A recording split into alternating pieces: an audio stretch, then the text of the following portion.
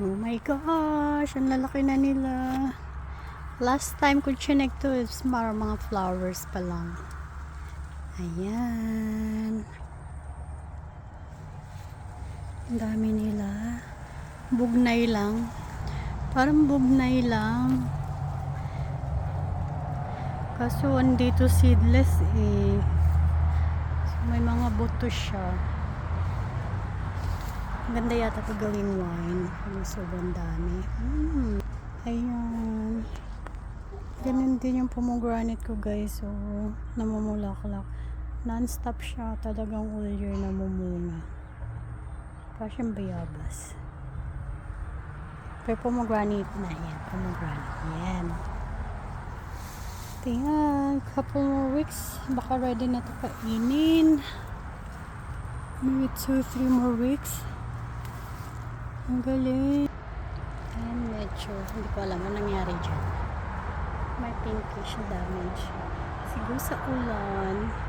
Masyadong maulan dito guys. Itong linggo na to and last week. So ayun, ang ganda. Nakatulong pala yung ipon siya. Dumadami lalo yung bunga niya. Ayun. Nakatuwa naman tong bulbs ko. Tagingan ako dito kasi walang bunga. Ayan. Saan-saan na dun. Saan-saan pumapasok yung sanga ng grapes. Ayan guys. Ang galing. At ang aking talbos ng kamote. Yung dahon ng purple na kamote guys. Gusto ko siya dahil hindi siya malambot. Pag naluto, matigas-tigas pa rin.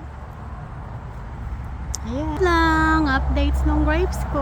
Ayan, dami niyang bunga. First time siya maraming bunga. Thank you for watching everyone. Ayun pa sa taas, oh. Ang galing.